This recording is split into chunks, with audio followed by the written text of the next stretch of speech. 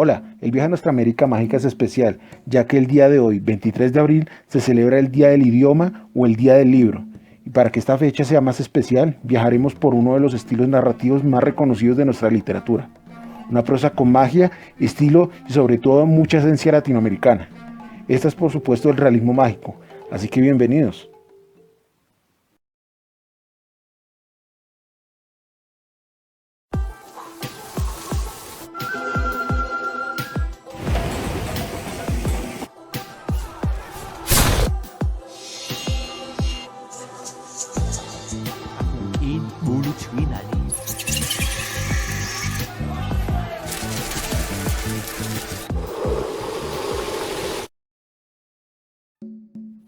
El realismo mágico es de por sí difícil de encasillar o definir, pero no complicado de disfrutar. Y es esta manera de narrativa la que ha atrapado por décadas a muchos lectores, no solo en Latinoamérica, sino en el resto del mundo. Y solo con mencionarla se piensa en nuestro continente. Pero vamos por partes. Podemos definir el realismo mágico como un estilo narrativo o movimiento literario, donde hay ciertos componentes fantásticos, como por ejemplo una mujer que vuela, una divina, un mago, un fantasma, una planta curativa, etc., que se desarrollan en un contexto realista para expresar una realidad más mágica. Eso sí, estos elementos fantásticos no alteran ni hacen perder la esencia de la misma realidad. Y por el contrario, son vistos estos elementos como parte de la cotidianidad sin que esto extrañe ni a los personajes de la historia que se está narrando, ni al narrador de la misma, ya que lo que está contando lo hace con mucha naturalidad, como si lo que está pasando fuera parte de lo cotidiano. Un fantasma que está hablando con el protagonista, una mujer que vuela en medio de mariposas amarillas, una persona con poderes clarividentes, en fin. Todos estos elementos que para nosotros serían extraños, en el realismo mágico son contados como si fueran parte de lo cotidiano, con la mayor claridad y realidad. Ahora bien, lo fantástico o sobrenatural solo es percibido por el lector, y aunque el narrador cuente las cosas más extrañas y sorprendentes, estas no alteran para nada la realidad, ya que el narrador se encarga de naturalizar estos elementos sin que lo cotidiano pierda su esencia. Por ejemplo, en un cuento donde se narre la historia de un preso, y para pasar su soledad, entabla una amistad con un gato. Ellos no se hablan, pero se comunican por medio de la telepatía. Ahora bien, se puede decir que este vínculo afectivo se trata con la mayor naturalidad, tanto por sus protagonistas como por el narrador, que lo comenta como cualquier charla entre amigos en un día cualquiera. Esa cotidianidad es lo que caracteriza al realismo mágico. Pero con todas las definiciones, muchas de ellas parte de la academia, me quedo con una que el mismo Gabriel García Márquez menciona en una conversación recopilada en el libro El olor de la guayaba, de Plilo Apuleyo Mendoza, donde menciona que, y esto lo digo parafraseando, el realismo mágico viene siendo hechos que a los ojos de un extranjero, llámese europeo o estadounidense, no son coherentes, asisten en una realidad, pero para un latinoamericano sí es común ya que hacen parte de su cotidianidad. Lugares como el Amazonas donde hay ríos y allí el agua hierve, sitios donde la voz humana provoca aguaceros torrenciales, donde hay vientos en la Patagonia Argentina que pueden elevar carpas de circo. Y cito, basta con abrir los periódicos para saber que entre nosotros cosas extraordinarias ocurren todos los días. La realidad está llena de cosas extraordinarias. Todos estos elementos fantásticos, mezclados con una sociedad costumbrista y muy hispanoamericana de una manera tan natural, hace que este tipo de narraciones sea tan particular y casi autóctona en nuestra región. Sin embargo, el realismo mágico no nació en América, o por lo menos el término. Podemos decir que la frase realismo mágico inicialmente surgió en otro tipo de expresión artística, y esta fue la pintura. Frank Roh, un crítico e historiador de arte y fotógrafo alemán, quien usó por primera vez este término para referirse a cierta corriente expresionista que apareció en 1925, donde se unían elementos irreales y fantásticos en un solo plano real y estético.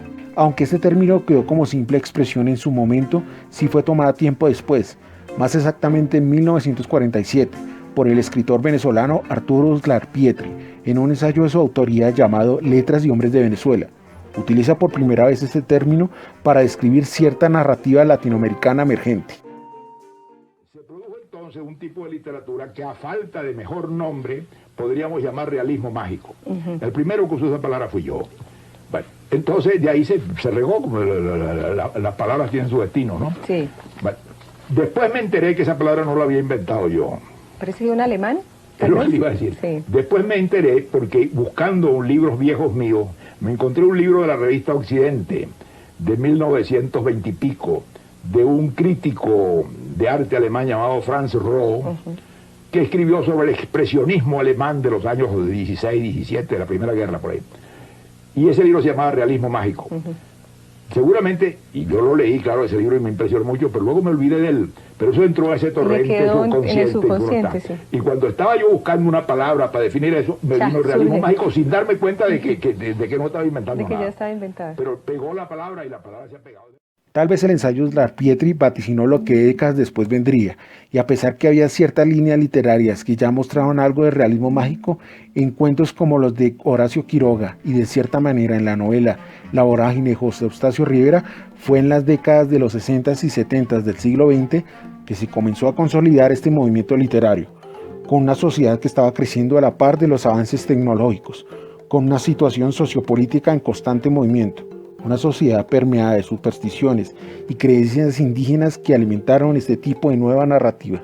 Pero claro, para que toda esta magia quede plasmada en una buena historia, debe haber unos rasgos que son indispensables a la hora de leer o escribir un buen relato llenos de realismo mágico.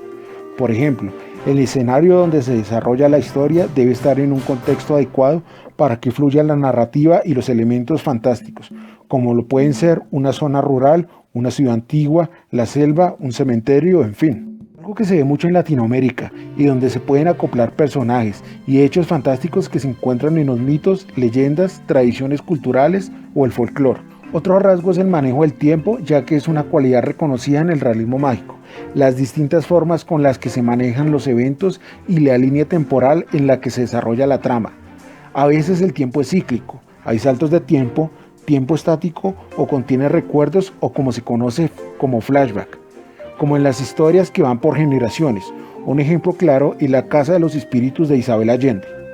Por último, la narrativa del realismo mágico en muchas ocasiones es una prosa clara y sencilla, de principio a fin. De esta manera es que la fantasía se naturaliza.